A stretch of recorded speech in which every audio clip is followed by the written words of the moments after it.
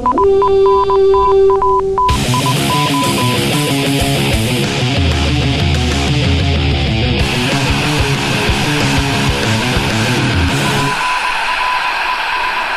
to Norse Code, the #1 podcast for your Minnesota Vikings. I am your host and producer. My name is James Pagoshnik. Thank you so much for listening. And on the other end of the tin can and string, we have our co-host and analyst. He is a writer for a dozen blogs across the interwebs. He was even on the 93X Facebook page earlier talking about the Vikings today. He is also a writer and contributor to the 1500 ESPN. Please welcome Arif Hassan. Arif, how the hell are you today? Doing pretty well. It was a pretty stressful game to watch, especially after the first half. That 93X thing, by the way, that's going to be something that's happening every week until they decide not to have me anymore. So like that page, watch my videos. I think I get money, so I would really appreciate that. Enjoy it while it lasts is what we are telling everyone. Not you specifically, but to the people who like your work, that enjoy it while it lasts. Yeah. So that was a game. That was something. We won, so that's a positive. But at what cost to our souls? We'll be talking about the game in just a few minutes. We have plenty of stuff to go over from it, including why is no one talking about Jeff Locke being ass. But before we do, just a quick note that we are listener-supported. We do not charge for the podcast. We do not have ads on the podcast. If you would like to donate or if you hear value in what we provide, we're going to be doing this twice a week during the regular season. You can donate to us a couple different ways. You can go to paypal.me/NorseCode. Is that correct? Yeah, that's correct. And you can also go to patreon.com/NorseCode. Doing it through Patreon is a monthly commitment, but we do appreciate everything that you guys can do to help keep the lights on, help keep the Loch Ness Monster at bay, that sort of thing. So if you guys feel like contributing Tree Fitty a month, we really would appreciate it. Also, as a little gift to you guys, we had the best number of listens in 24 hours we've ever had for a show. We hit over 2,000. And we gave you guys a little gift. If you check out NorseCodePodcast.com, or if you pull up the podcast on either Stitcher or iTunes or the website, you'll actually see a little gift that we put out.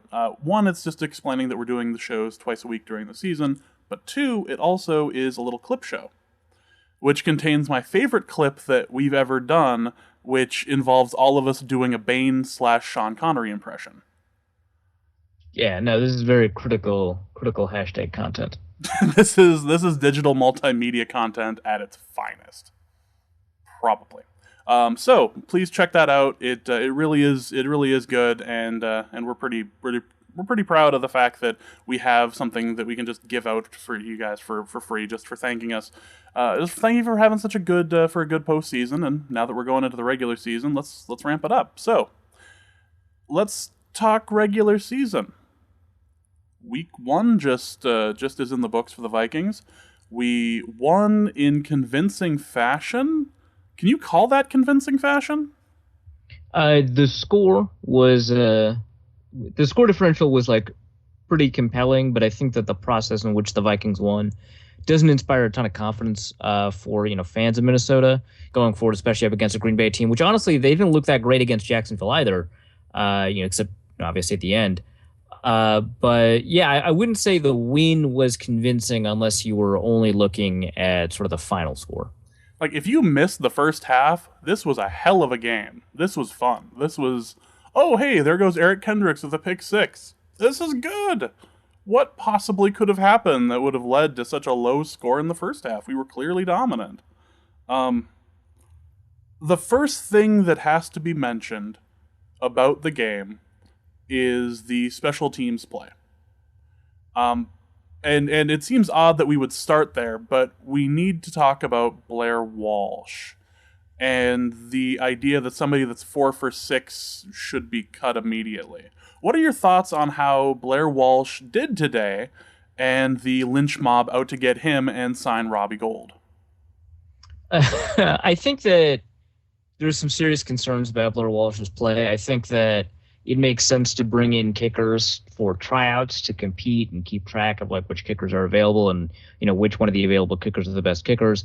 Obviously, this isn't really time to sort of abandon Blair Walsh ship, as it were. The thing is, what's interesting is that at the end of the Seattle game, we were saying, hey, this is not a referendum on Blair Walsh as a kicker. This one game doesn't define his career, and I bet that people are going to forget that Blair Walsh scored every point for the Vikings in that Seattle game, including, I think 2 kicks that were, by the numbers, really hard to make, even if you exclude sort of the fact that it was cold. And, cold temperatures can reduce accuracy pretty significantly. I think there's a couple of studies on that where relatively cold weather functionally reduces kick accuracy as if you're kicking for an extra 5 yards. Anyway, he made a couple of pretty good kicks in that game when we're like, well, actually, honestly, he had a good performance. He just, choked it at the end. A kick he's expected to make, but he made a couple of kicks he wasn't expected to make. And we're not going to remember that. We're just going to remember the miss as we go forward. So if he misses a couple of kicks in the first couple of games, then we're going to talk about that as if it's a continuation of a trend instead of, a thing that happened. And that's exactly what happened. A lot of people are like, hey, Blair Walsh missed a clutch kick and he choked in the playoffs. And now he missed a couple of kicks here. That said, I don't think it's a fair narrative for Walsh. He had his worst year, not last year, but the year before, so he's clearly been able to improve. But in this game, he was definitely pretty poor. You can give him a little bit of credit for like missing the 56-yard kick. That's not a kick that most NFL kickers make, and in fact, most of them don't even attempt it. I think it would have been a career NFL long kick for Blair Walsh had he made it. But you want him to make some of those to make up for, any misses that you'll have below 40 yards. You kind of want kickers, and it's an unreasonable expectation, but you kind of want kickers to be like 100% from below 40 yards. You missed a 37-yard field goal. Beyond that, also missed an extra point. And so, if 2 missed field goals and a missed extra point, and it just feels pretty bad. He ended up sort of correcting that problem. All of his misses were to the left, which of course is a harsh reminder of what happened in Seattle. You do have to kind of wonder, was it because of the holder snapper or was it because of Blair Walsh? And I think that'll allow us to dig deeper into the question once, I look at, all 6 of the kicks or whatever and see what happens. But for now, it's a concern, but not one where you're just like, sign Robbie Gould now. Because, the Bears, they probably cut him for a reason, right?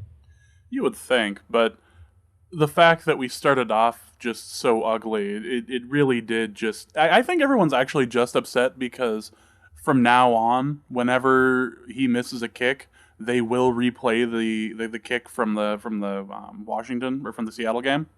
Like, that's the biggest problem. It's like we can't fight that. That is just going to be a thing from here on out. So maybe it's just residual anger. Just watching like, oh God, we have to watch that stupid clip again. Why? Ugh. So, as I'm looking down at my Adrian Peterson collector cup, I am reminded that we didn't see a lot of AP, or that AP wasn't really effective this game. Yeah, he had a pretty abysmal game, and there's a couple of reasons for that. The first is that he himself had a pretty poor game. So he ran for 31 yards on 19 carries, which is kind of an unbelievable line for Adrian Peterson. Averaged 1.6 yards a carry. We know him to be a feast or famine back.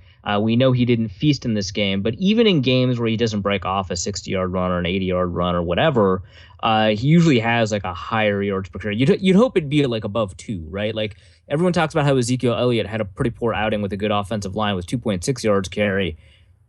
1.6 is like significantly worse than that. So that's a big problem. He looked indecisive. Like I've never seen Adrian Peterson look indecisive about looking for a place to run.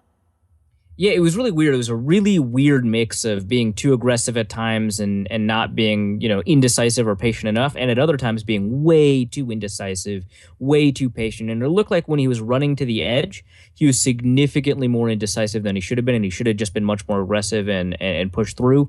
And when he was running up the middle, he wasn't patient enough very often. There was only 1 or 2 runs where I thought he demonstrated a good mix of that.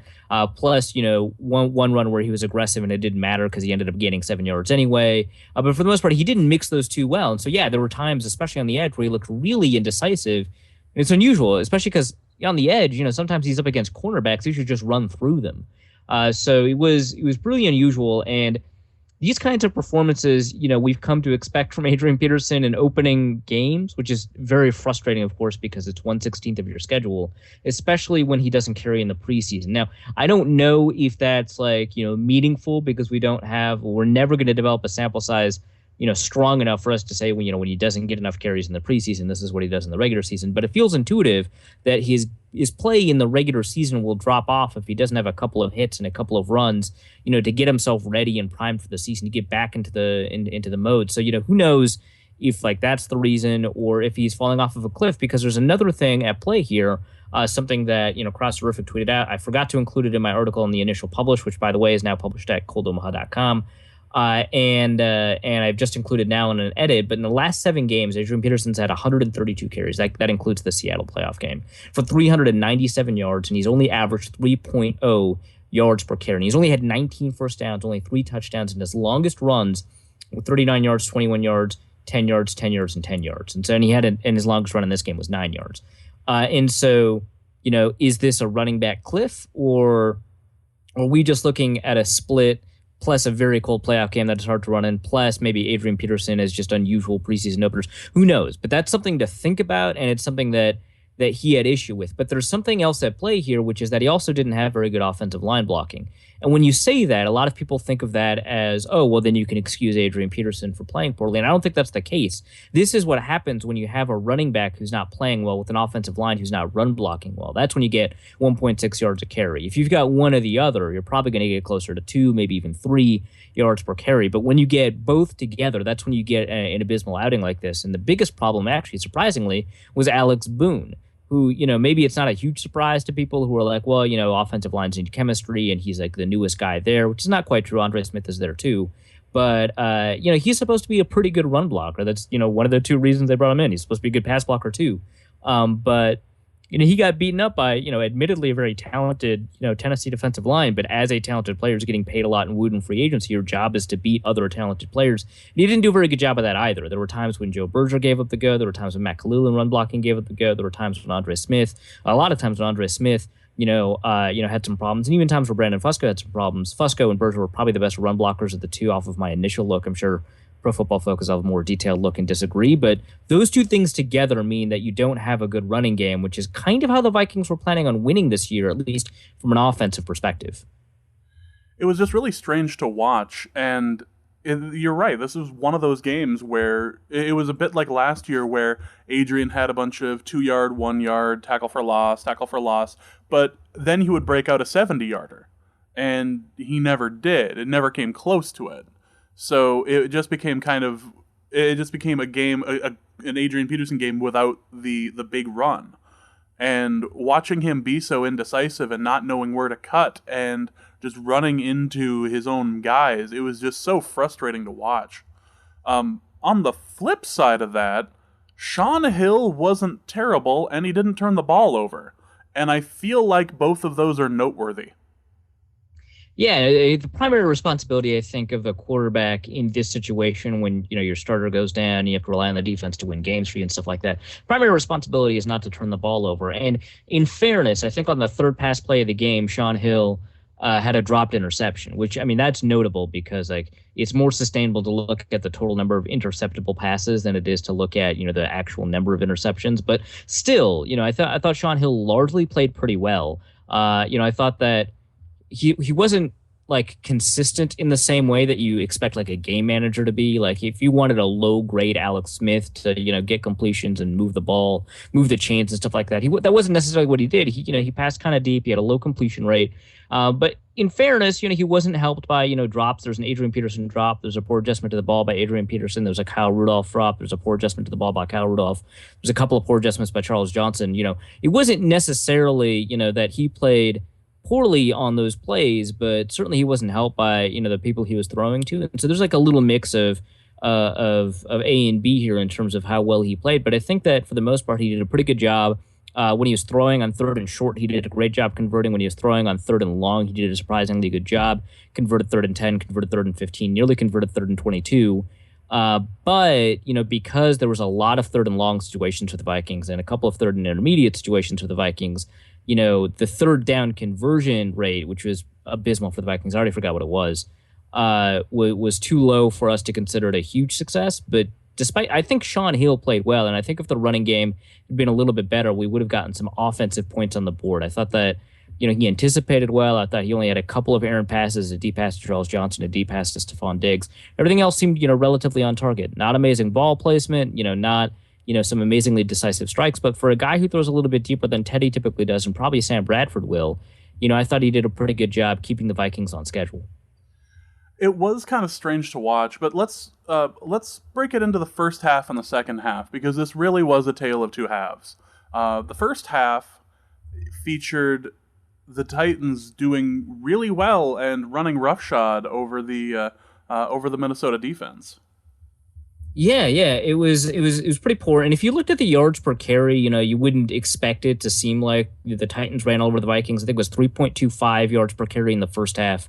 But, that includes these short passes that effectively operated like runs, like Derrick Henry's catch for 29 yards that ended up being, a reception and not a run. But, there were 4 missed tackles. It definitely felt like a run. It felt like running defense was at play. And, even if it was a low yards per carry, it was a very high success rate. It was something like a 47% success rate in the first half, which is very, very high for running backs. So, there were some problems with lane discipline. There were some problems holding up on tackles. Early on, Erik Kendricks, who overall, he had a very positive game. Even if you took the pick six away from him, I'd say he had a positive game. But early on, he had some issues getting off of blocks and stuff like that. Anthony Barr had a pretty poor game. Chad Greenway had a pretty poor game.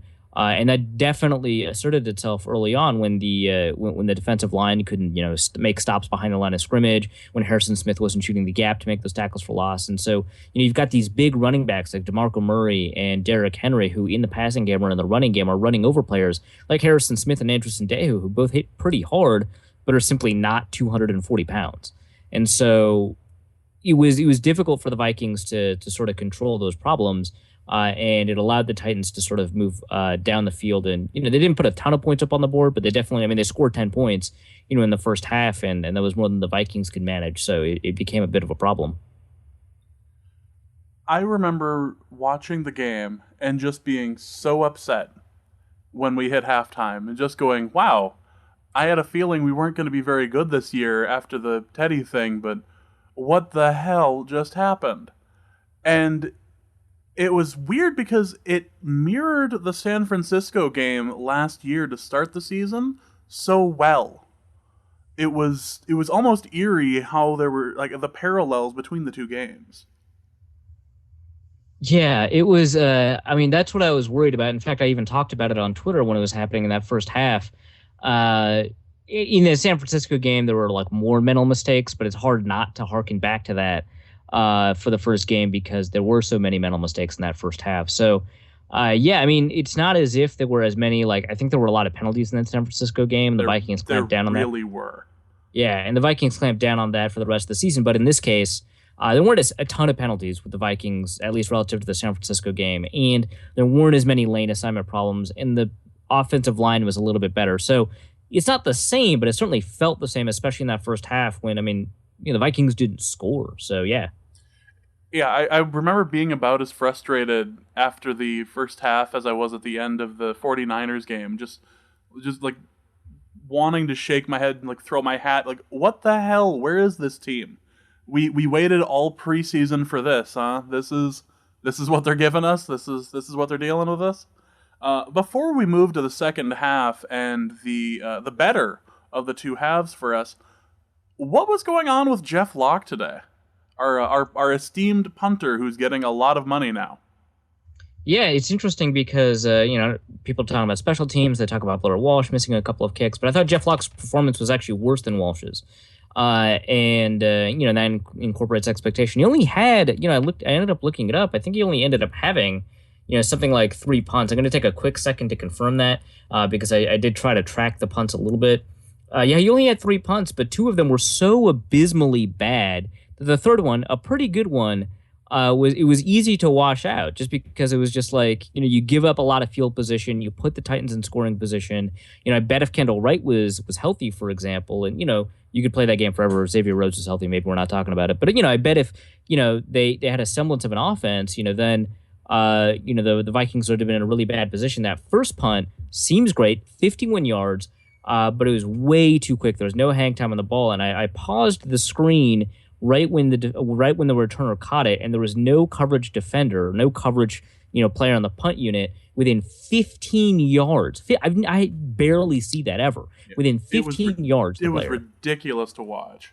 Yeah, and then the next punt, and this is the one where on third down, Adam Thielen nearly converted a 3rd and 22 with a 21-yard catch. It really felt like the Vikings should have gone for it. No, maybe they shouldn't. They were on like the Minnesota 37. It felt like to a lot of people that they should have gone for it. And maybe, if momentum's a thing, that's certainly an instance where you want to take advantage of it, at least take advantage of like a hurry up, no huddle situation where they have their pass defense on the field and you have the ability, because, you've got a running back there, you have the ability to run the ball up the middle against a relatively light defense. They didn't do that. They ended up punting, and it really sucked because it only ended up netting the Vikings 36 yards. It was abysmal. And so those two things really, I think, hurt the Vikings from the perspective of, setting up their defense. And I consider punting part of the defensive unit on occasion. And, Jeff Locke was the worst player on the defense, despite the fact that, Anthony Barr was out of place consistently. And despite the fact, that Trey Waynes was targeted, pretty constantly. We'll talk about that in a second. But his other punt, inside the 20, it was only 26 yards, but it was in that, strange zone where it's too long to kick and every punt is going to look short. So it was only 26 yards, but it was like inside the 20. I think he downed it at the 15, so that's fine.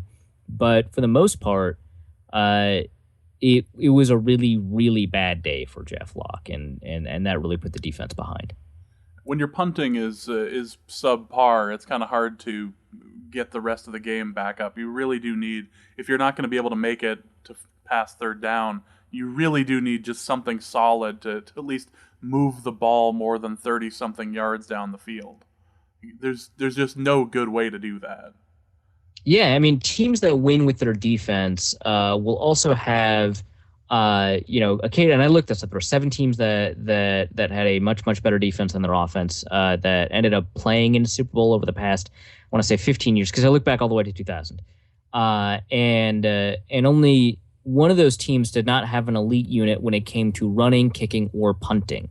The rest of those teams had usually a top 10 or at least usually a top 5 and at least a top 10 unit in one of those 3 and often 2 of those 3 categories. And the Vikings did not demonstrate the ability to run the ball. They did not demonstrate the ability to field an elite field goal kicking unit. They did not demonstrate the ability to punt the ball well. And usually those teams that win with defense when they have mediocre offense are supplemented by some other X factor, usually on special teams. That helps them, sort of maintain possession, win the field position battle, and take advantage of, small opportunities that are presented in the field goal kicking game. So, whatever Mike Zimmer said in the halftime speech seemed to light a fire under the Vikings. One listener on Twitter said it must have resembled the Hard Knocks speech that is famous for Mike Zimmer. I don't know what it was, but the team came out completely different. And A, was moving the ball fairly well, and B, all of a sudden the defense was going well. Can we start with the surprising run back from 84 from Patterson? I mean, we know he's on the team pretty much just to be returning kicks and as a bit of a trick player, but that was a really nice run back he had. Yeah, no, the 61-yard return was followed by, of course, an offensive 3-and-out, but it set up a field goal, which, added some pretty critical points to the board. It was critical definitely at the time, and it was one of the reasons that the Vikings were able to, generate points and do some work sort of on the field position game. It was pretty great. I mean, I know that, who was it? Dick Stockton said that, Patterson ended up looking like a running back for a second there, and he did. He demonstrated, fantastic vision. He demonstrated, really good agility, and he was able to cut up field and do, exactly what the Vikings are rostering him to do. He should be the best kickoff return man in the league, And even though the Vikings, probably busted with him, that is a nice sort of return on investment if you can't get the full return back. The Vikings, over the past 5 years with Percy Harvin and Cordero Patterson returning kicks, have led the league, I think, each of those 5 years. Have led the league in field position after kickoffs, and it looks like they're already on pace to do that right now. So that is pretty significant, and kicks like that, and returns like that are a big reason why. But it wasn't just that. I mean, Patterson had a pretty decent catch. I think it was contested on a regular route. He ended up doing pretty well on a jet sweep, which who knows how often that's going to be successful and teams key in on him. And so his ability to be versatile from scrimmage is also going to be pretty important to determining whether or not it makes sense to keep him. But no, definitely Patterson. I don't want to say proved his worth, because his worth is a sort of a first round pick until the Vikings find a way either to extend him or let go of him. But he definitely proved, his ability to stay on the roster, because I think he contributed positively. So he was able to get some decent yardage. We were able to kick. We were able to get a field goal out of that. And then the defense came out. And Erik Kendricks, that was a hell of a pick six. Yeah, and it was great, and it was a concerted effort by both Everson Griffen and Erik Kendricks. Everson Griffen got some pretty fantastic pressure on Marcus Mariota. I think after sort of that first play that ended up being a read pass option, Griffen decided to freelance a little bit more, and that was actually a good thing. So that first play, in the first half, where Mariota had a run option, a pass option, and a handoff option. Everson Griffen's assignment is to crash the running back. Erik Kendricks scrapes over top to take care of Mariota, and then you're probably going to leave some offensive player uncovered or whatever, and that's fine. That's like an appropriate response to repass options, but later Griffen just decided that he was just going to read the play and determine who's going to keep the ball and attack that player, and that's exactly what resulted in that interception. Griffen decides not to attack the running back because he feels like, Mariota's going to pull it back. He guesses right. He puts a ton of pressure on Mariota. Mariota has to get rid of the ball too quickly without, time to set his feet. Erik Kendricks, and Spielman diagrammed this out. Chris Spielman, one of the other commentator, diagrammed this out. Erik Kendricks, I don't know if Chris Spielman was correct about Erik Kendricks' supposed assignment, but Kendricks knew sort of what the outlet was going to be, and it was a pretty incredible play overall, because most of the defense flowed to stop the run to, I think it was DeMarco Murray, and Kendricks, as soon as he saw the ball, sort of leave DeMarco Murray's gut, he started, tracking into the flat, because he knew the most likely pass option was going to be in the flat. And he took advantage of that information, grabbed the interception, ran it in for a pick six. So there was a lot of really intelligent defensive play, a lot of really athletic defensive play from both Griffen and Kendricks, and a lot of ability to adapt to the sort of the things that were happening around them. I thought it was one of the best plays of the night. I might add up diagramming it later for Cold Omaha, because I think there's more at play here than Kendricks made an athletic play. I think it was, a concerted effort by the defense, especially because Griffen didn't crash down entirely. He made sure that he knew what the read was going to be by staying at home, and then he attacked. So I just thought it was just incredible. And this was the momentum changer, if you believe in such things. This was the swing, because it went from that to running back a fumble, and we were able to harass Mariota something fierce for the rest of the game. And we were able to do some damage to DeMarco Murray and keep him from bursting out the 7, 8, 10 yard runs on us. So this was the deal breaker. This is what changed the game for it. Kendricks was an incredibly important part of all of this. But let's go to the fumble, the fumble return, and how we ended up getting that. Yeah, it looked like it was an aborted play. I'm not really sure what happened. I watched it again once. Maybe I should watch it in a little bit more detail. But Marcus Mariota, I think he was handing it off to Derrick Henry. And I think he decided to pull it back, but the mesh mechanics were messy, or he maybe hesitated on whether or not he wanted to pull it back. Maybe the defenders were making the read very difficult. Either way, the ball slips out of his hands. I think it goes into the playbook as an aborted play or a bad snap, which is obviously not what it was. I assume at some point they're going to assign that fumble to Marcus Mariota. So for fantasy purposes, pay attention. But But, Daniil Hunter, he was just Johnny on the spot, saw the ball, and he scooped and scored. And what's interesting about that is that most defensive linemen, especially defensive tackles, are told to just dive on the ball and hold on to it, because if you pick it up, first you might not be able to pick it up. I mean, it's an oblong ball. It bounces in weird ways. It can be kind of slippery sometimes. And so you might not be able to pick it up, first of all, and you might just kick it and someone else could pick it up. Or if you do pick it up, you're not trained to carry the ball. I mean, we saw when Harrison Smith returned that interception that was, taken back by Everson Griffin's penalty. We saw he just doesn't know how to carry the ball like a running back, which is fine. That was hilarious watching him just keep the ball out of bounds as he was running it back. Right. That was hilarious. It was fun to watch.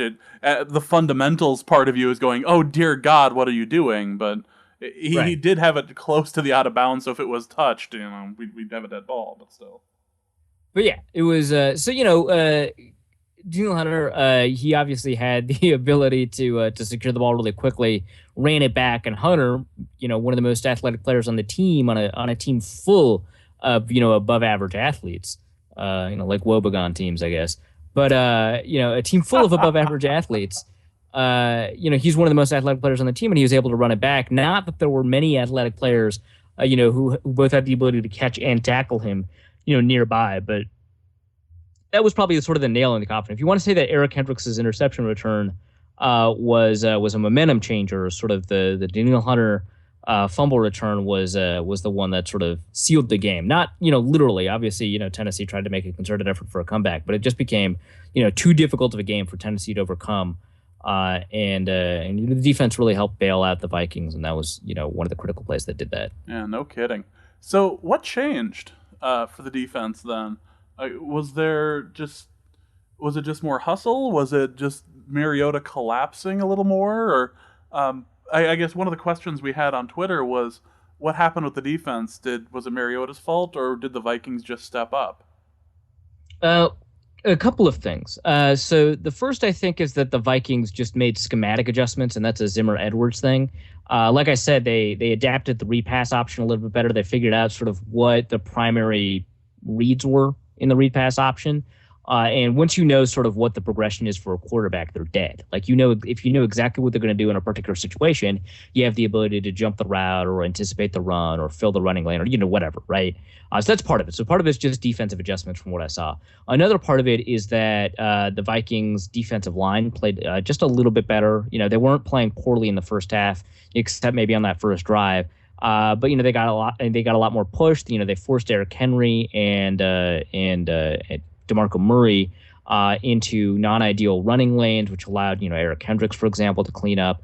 It was pretty significant, right? Because it's not just Mariota. I think the running backs only averaged 1 yard per carry in the second half. So definitely the defensive line played a big role. And I think part of it is that Harrison Smith just played better. I think some of that has to do with. You can't make that many plays when you're a deep center fielder, and Mike Zimmer decided to move him up closer to the line of scrimmage where you can make plays. He put pressure on Mariota, like him, Brian Robinson, Linval Joseph, Daniil Hunter, Everson Griffin. They all put pressure on Mariota in ways that they didn't necessarily do as consistently in the first half, and that forced Mariota into less than ideal throws because he averaged something like 6.9 yards in attempt in the first half and 5.7 yards in attempt in the second half, plus the interception.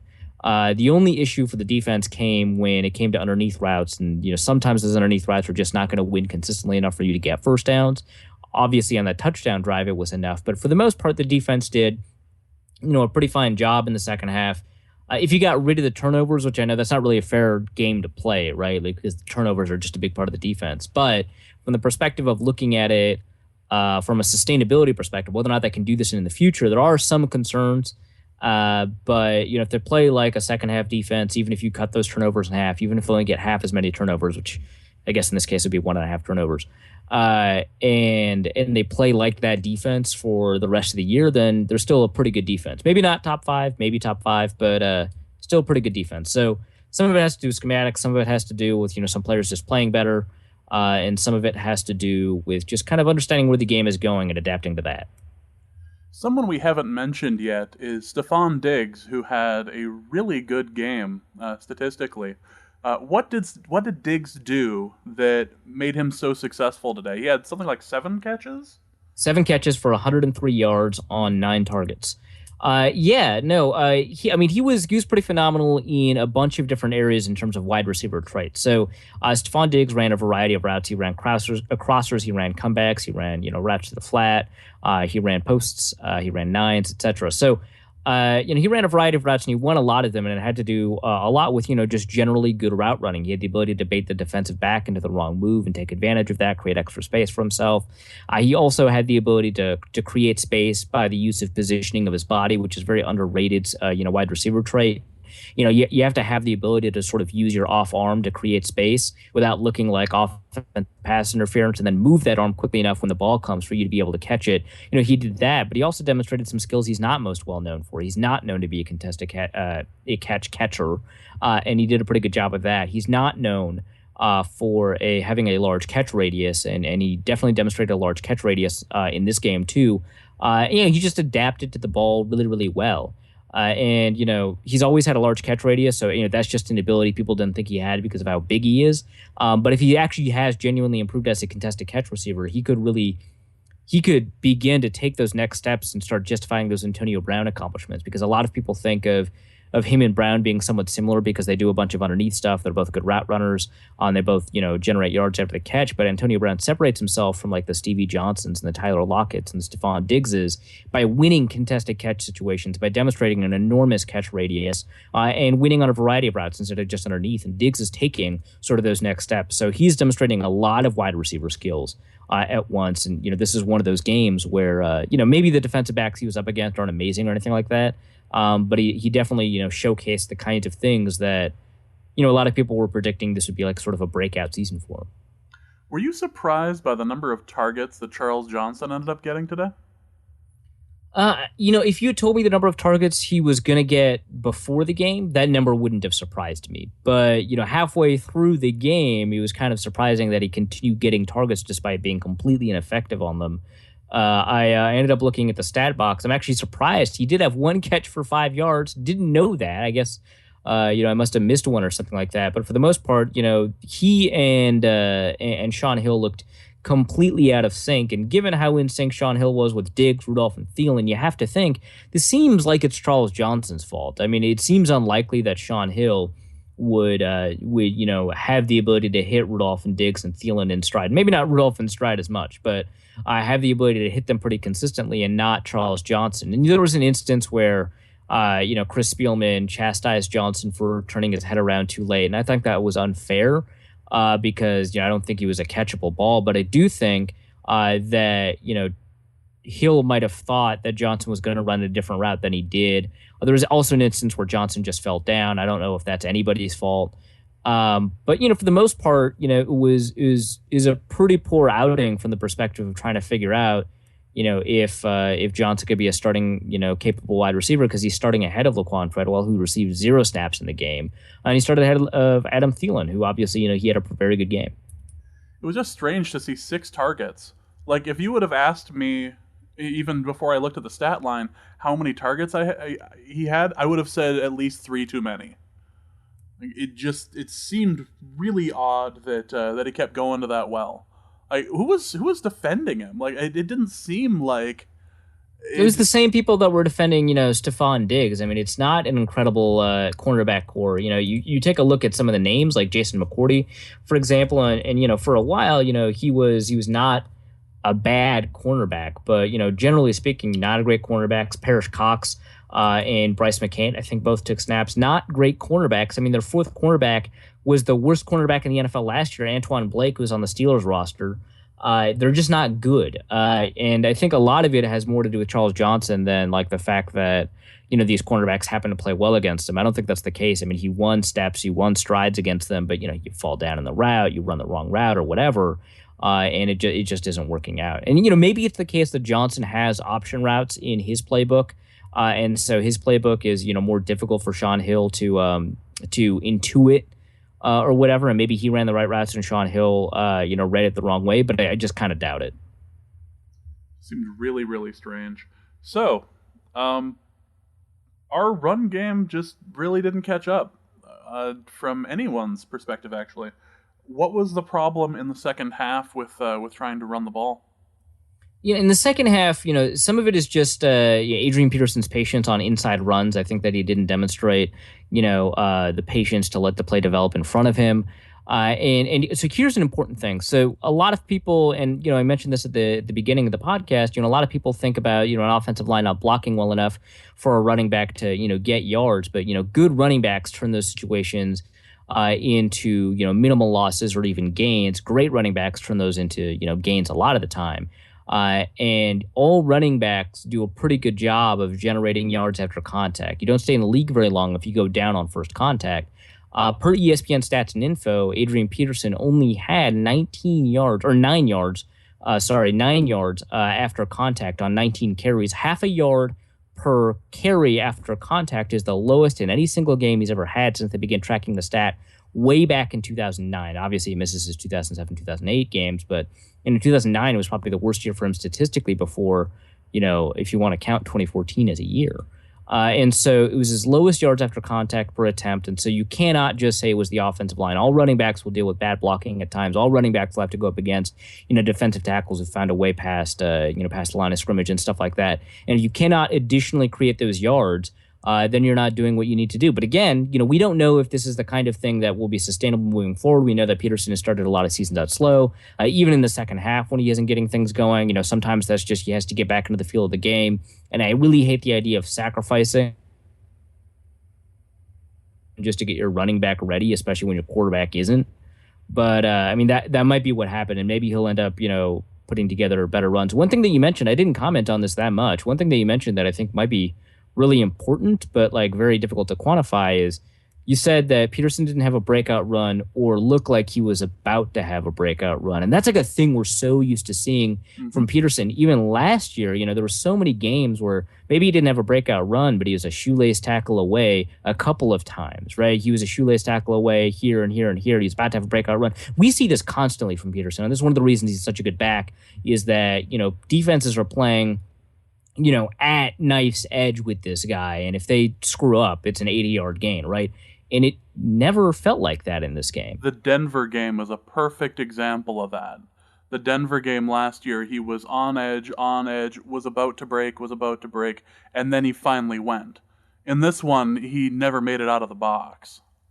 Yeah, and sometimes that has to do with the blocking, but in this case, it just looked like he didn't make the decisions that put him in a situation that created open field for him, and that's just that's just annoying. One thing that does bother me though has nothing to do with the offensive line's blocking ability, has nothing to do with Adrian Peterson's abilities as a running back, is the play design on a lot of these running plays.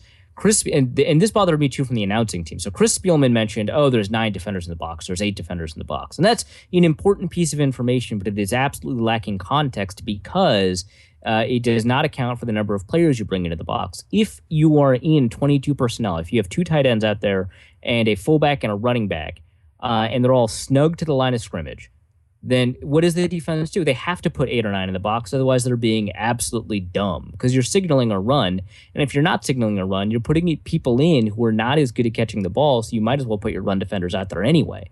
And so when the Vikings do that, you bring 9 defenders into the box. That's not an Adrian Peterson thing. That's a numbers game. That's an NFL defenses thing because you've got the 5 offensive linemen, plus you've got, so you've got 7 with the 2 tight ends. Then you've got, 8 with the fullback. So you need 1 additional player to meet the running back so you can have a 9-on-8 game because typically defenses scheme, and offenses scheme this way too. Defense is an offensive scheme, so there's always 1 extra player from the defense to go up against the running back. That's the reason the read option is so good because it takes that extra player away. And in this case, some of the play design, it made sense to bring all those people into the box. One of those tight ends was David Morgan, right? And he's a pretty good blocker. One of those tight ends is Red Ellison, and he's a pretty good blocker.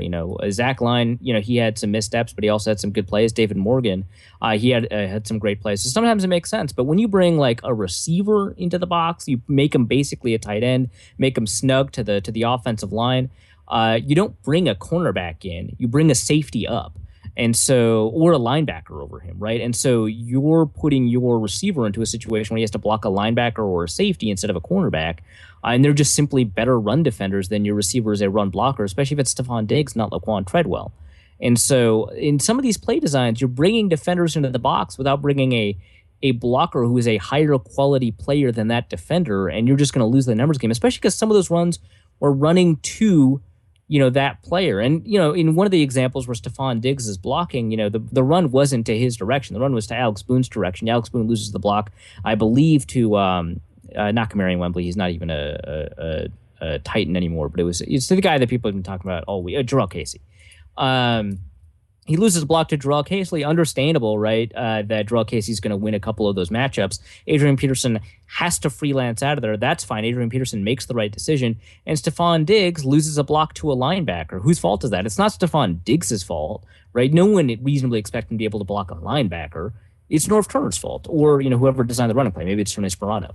And so that occurred actually more often in the second half. I don't think that just bringing more blockers in is a good thing if you bring in defenders too. So that's a third element to the running game that did not appear. That has nothing to do with Peterson's talent. Has nothing to do with the offensive line's run blocking capability. Everything to do with signaling that you're going to run and putting in players that don't have the ability to overcome the fact that you're signaling that you're going to run.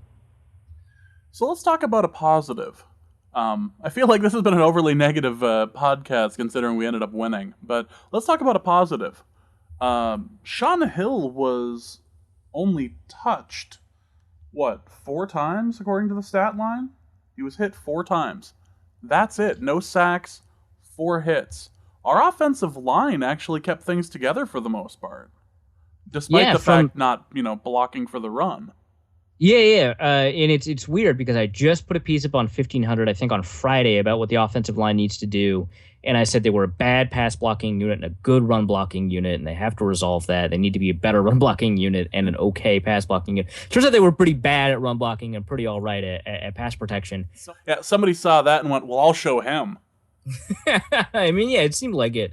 And it was pretty interesting because Matt Kalula had an occasional problem in pass protection. He definitely gave up one of those quarterback hits, especially late in the game. And then we also saw Andre Smith, had some problems too. I think that in terms of looking at the total number of hits, it kind of overrates, which is weird. The pass protection ability of the offensive line, looking at the number of sacks, does a little bit too, because I thought Andre Smith was a big liability in pass protection in this game. I thought Matt Kalula played better than he usually does, but that's not to say he didn't make mistakes. He definitely gave up at least 1 hit, and I think he gave up 1 pressure besides that. But the interior of the offensive line did a pretty good job in pass protection. Again, I thought Boone, he had his struggles. I think he gave up one of those hits, and I believe it was to Jarrell Casey again. But I think that, Joe Berger, he played an excellent game. I think he only made 1 mistake. That was in run blocking, not in pass protection, so he did a good job there. I thought Brandon Fusco, of all people, right, did a pretty decent job in pass protection. I'll look over that again because I have to do an offensive line piece later this week. But, for the most part, it seemed like, the offensive line was decent at pass protection. And they looked like kind of what you'd hope for and kind of predicted at the beginning of the season, which was, hey, they were the worst pass protection line in the league last year, maybe in the last 10 years. But they could improve. And that doesn't mean they'll be good. But if they improve, that could be just enough for the offense to go. And that was assuming that Teddy Bridgewater was in. But in this case, with Shaun Hill in there, he was able to get rid of the ball quickly enough that those hits didn't turn into sacks and some of those pressures didn't turn into hits. And they improved. And I wouldn't say they were good. One could argue that they were average or below average, depending on sort of what your definition of pressure is and who is at fault and stuff like that. But yeah, I think that's a huge positive. I think that if you bring up the pass protection from just abysmal to, hey, that's workable, then that's great for an offense that needs to focus on doing things like protecting the ball and stuff like that, and just move the chains and drain the clock and stuff like that. Then yeah, I think you're in a good place, especially because the Vikings are basically stuck with Matt Kalula, especially because the depth behind him is poor. So it's nice to see him have like a relatively average game. The Vikings, kind of put themselves into a bit of a situation when they cut center John Sullivan, and maybe Nick Easton is ready to take a step up. But, you're stuck with the 36-year-old Joe Berger, who had an amazing season last year, a very good preseason. But he's 36. He's probably more injury prone and stuff like that. So when you see that work out, even though they have to take those risks and risks were foisted upon them, Lodeholt retired, Mike Harris has like a head injury that we don't know anything about, then yeah, it's really nice to see a workable pass protecting unit from the offensive line. I just kept looking at it going, I wonder what Teddy would have been able to do behind it. Just, I'm not happy about this whole situation. Yeah, right. It's like a little bittersweet, right? Because you're like, you're finally doing the thing we want you to do, but not for the person we wanted you to do it for. This is the sound of settling. It's far too bad. What other takeaways do we have for the game before we break out the mailbag? Oh, I think that we covered sort of most of the things. I thought it was kind of funny that Matt Asiata was pretty successful behind sort of the same run blocking unit, but it was near the end of the game. One thing. Yeah, actually, this is something I want to cover is the cornerbacks. Trey Waynes and Terrence Newman, I thought they both had very poor games. I thought it was surprising when Chris Spielman said that Trey Waynes overall was pretty solid despite a couple of missteps. There were a ton of missteps. The cornerbacks had a lot of problems closing in on underneath routes, whether or not they were in zone coverage, and that meant clicking and closing to stuff that was underneath sort of the zones, or whether or not they were in man coverage and they had to double back on a comeback route. They did a poor job of doing both of those things. They did a poor job of driving in on the ball on slant routes underneath. That's how they scored those last couple of touchdowns, or that last touchdown, and the last couple of plays. It was a slant, an incompletion over the top, and a slant, boom, touchdown. And it's an agility problem, and it's weird because you think of Terrence Newman and you think, oh, he's so old, he's going to lose his speed first, and maybe that's the case. But one of the things you lose before you lose your straight line speed is your agility, and you actually probably lose your strength even before that. And he definitely did not have the agility to deal with that underneath stuff. On the other side of the field, Tajay Sharp ate Trey Waynes' lunch. I mean, Trey Waynes led the team in tackles in a very bad way. Two great tackles, one of Derrick Henry, one of Marcus Mariota, one relatively neutral tackle where he cleaned up on like this crazy Derrick Henry, after catch, whatever. And then like 6 or 7 just bad tackles that he gave up as a result of coverage. He should have had another tackle, but he whiffed so entirely against Andre Johnson. He was on the ground that Harrison Smith had to be the one that cleaned that up, even though it was entirely, Trey Waynes' responsibility. So, that was a huge problem. Obviously, if Xavier Rhodes is healthy, that's probably less likely the case. Xavier Rhodes also has stiffness issues, but he has the ability to make up for it with explosiveness and with his length, where Trey Waynes, who's not as long or as explosive as Xavier Rhodes by any reasonable stretch of the imagination, doesn't have that ability. And we also saw instances where Trey Waynes' weight was an issue, where he got pushed around by Andre Johnson. Even Tajay Sharp, had the ability to be physical against him. And Waynes had, a highlight play or two in the run game. He had a highlight play as a pass defender with a pass deflection, but mostly he looked pretty bad. And we'll have to figure out what the Xavier Rhodes knee thing is. They said he heard it pop, before the game, which is very, very alarming. And so they may take an MRI of him. We'll see. But that is not great. Not a positive. Not something that we are excited to report on for next show. Yeah, and again, let's talk about the positives. Just a real quick positive recap. Shaun Hill looked not bad. In fact, he even looked kind of good. Stephon Diggs is playing at an incredible level. Adam Thielen deserves to start. The pass protection unit was way better than a lot of people thought it would be. On defense, that defensive line is showing its quality and its talent. The safeties played really well. Andrew Sendejo missed a tackle, and I'm not that mad at him because he played a pretty good game. So there are a lot of positives to take from the game, but we're talking about a team that is supposed to have playoff aspirations and struggled in the first half against a Tennessee team that I think they're underrated, but that doesn't mean I think they're good. I think they're just in an AFC South situation where it's anybody's game, and they have the pieces to take care of that. So these are the kinds of teams that if you're going to say, hey, we're all in, we're going to spend a first and a fourth on a quarterback to take this team to the promised land, or whatever. If you're that kind of team, then you need to not make these kinds of mistakes. Again, week 1, right? San Francisco game, much worse. Vikings last patch for that, had 11 wins, right? So not like the end of the world or anything like that. Ton of positives to take away from the game. But, it's easier to focus on criticisms and stuff. Yeah, far easier. But a win is a win, and we are leaving Tennessee with a win. So we should be fairly happy about that. And we can hit the mailbag with a good question from Alex Goebel, who asks, was Shaun Hill good, or was the Titans' defense bad? Okay, that's a fair question. I think that, and again, those cornerbacks are just gross and bad. His linebackers aren't great either. But I thought, Shaun Hill definitely did pretty well. Again, I want to keep on bringing up this dropped interception just because the narrative of the game changes a lot if he has an interception and no touchdowns.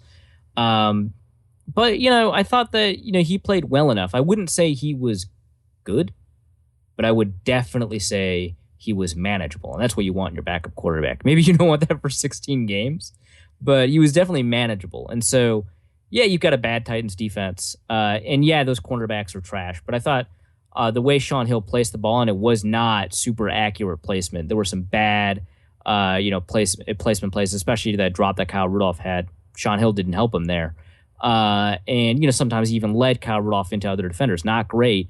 But there were other instances where he definitely threw the ball away from the defender where only the offensive player could get it. There were definitely plays where, he placed the ball at the appropriate situation, maybe not precisely where he wanted it to, but generally in the area of where he wanted it to and stuff like that. He made quick decisions. He managed pressure on the pocket pretty well. And I thought he was manageable. So, for all of the complaining I specifically did about him in training camp and stuff like that, I think he exceeded expectations. He looked a lot like he did in that Seahawks preseason game. And I don't think it's just that the Titans were bad. Good question, though. Great question. And along the same lines, Matt Nelson asks, how can the Vikings offense improve in the red zone? Because we haven't scored a touchdown since, was it the Green Bay game, week 17? Yeah, I think it was Green Bay week 17. So it's only 2 games, right? Only 2 games since we scored a touchdown offensively. Our defense and kicker have very busy, but otherwise, it's all right. Offense is kind of an overrated part of the whole football thing. It's fine. Yeah, no, it's an issue. The Vikings, I think, made 3 red zone trips, came away with 0 touchdowns. What can they do to improve in the red zone? Adrian Peterson can be a better running back. The offensive line can block better in running. I think the play calling can be improved so that you'd spread the defense out a little bit more. So you've got wider splits to run through and a better hole for your running back. I think that in the red zone, you might as well put Laquan Treadwell there. And I understand, dude's a rookie. He might not be ready to play a bunch, but he's clearly a better contested catch receiver than Charles Johnson. And I say this knowing that Laquan Treadwell lost a ton of contested catches in the preseason and only flashed a little bit in training camp in that responsibility. Charles Johnson is so bad at contested catches. You don't trust him despite his height and athleticism in the red zone. So I think you bring Laquan Treadwell in. He serves the dual purpose of being a fantastic run blocker. And so you just have those opportunities in the red zone.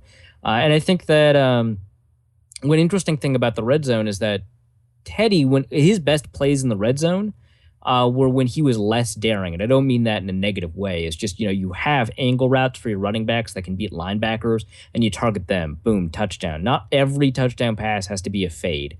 And so I think if the Vikings design options where you can consistently gain yardage on low risk and high risk plays, then they should do that too. So there's 3 elements to it, but that's what happened.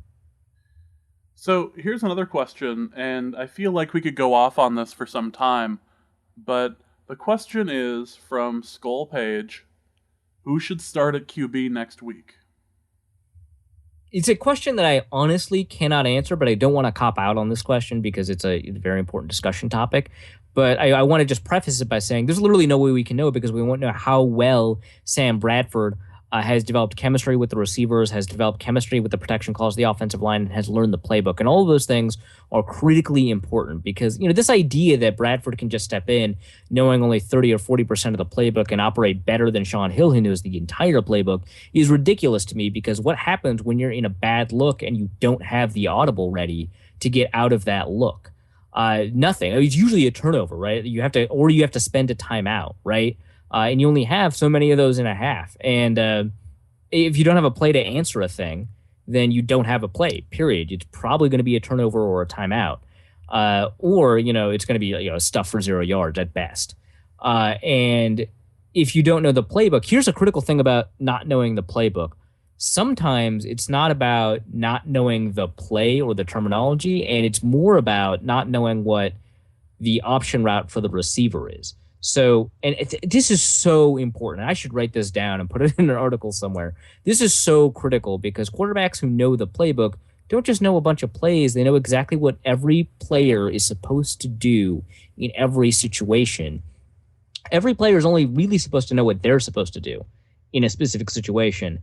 And if that player knows what they're supposed to do and Sam Bradford does not know what they're supposed to do, say they're up against like cloud coverage, and against cloud coverage, the player is supposed to run a slant because you've got like a lot more of a cushion or whatever, right?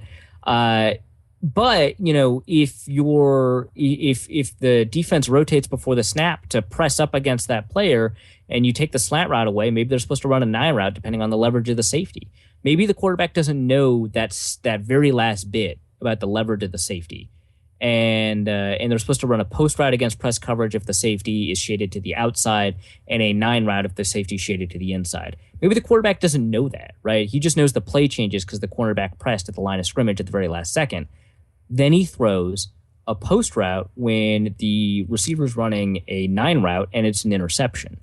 And that happens a lot. If you were not on the same page as your receiver and you are the one who is wrong, then that creates turnovers, and that's your fault, and that's a reason you don't put that player out there. So I have no idea, right, how much Sam Bradford knows all of these things, but I do think that it is likely that he has not progressed far enough in the playbook to be startable against Green Bay next week. So I personally, based on the information I have, which is definitely in the minority of the information one would need to have to make this decision, I maybe know 10% of the things I need to know, and they know probably 90% because no one can really know 100%. I would say that Hill should start because I thought he played well enough, right?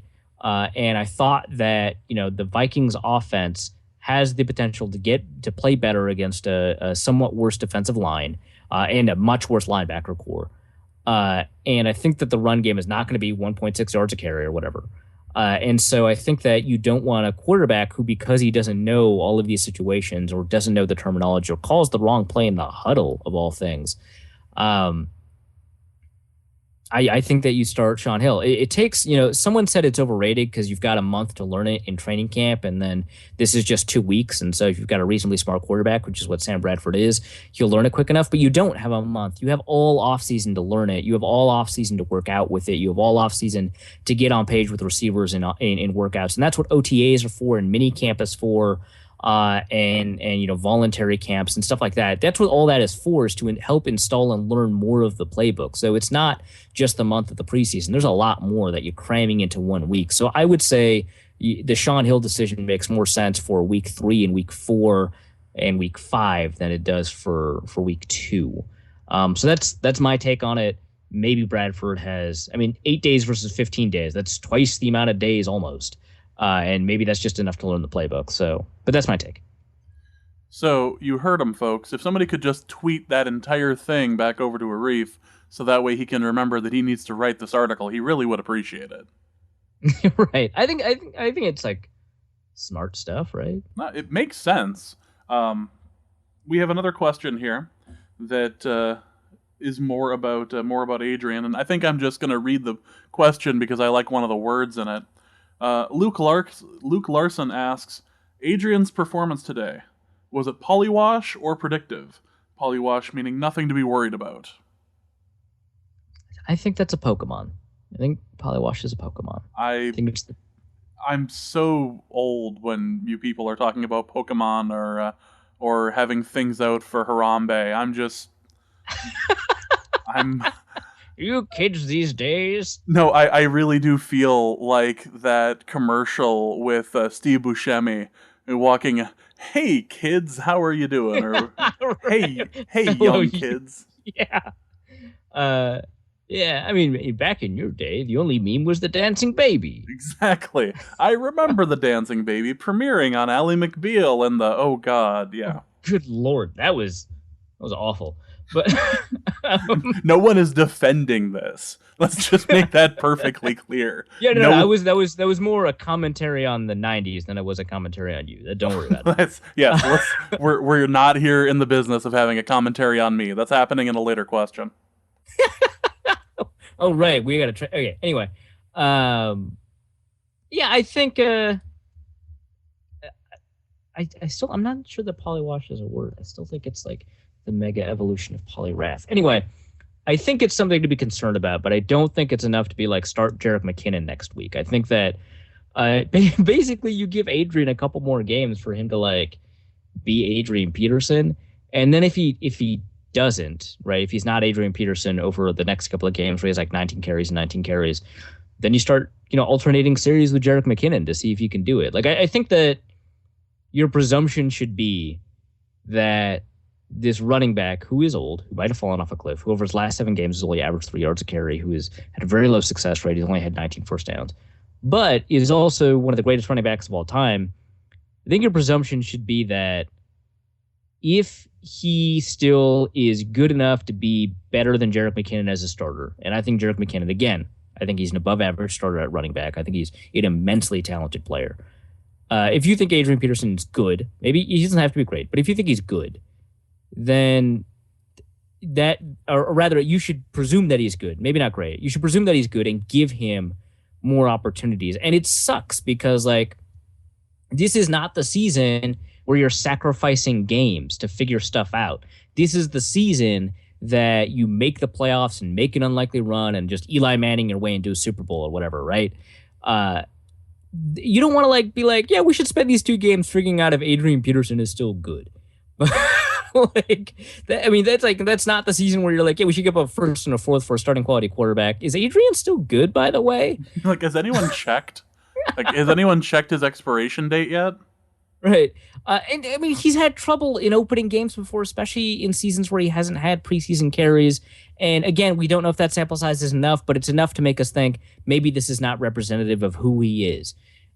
In that case, right, then you just give him more carries. Just work it out, man. Just figure your life out.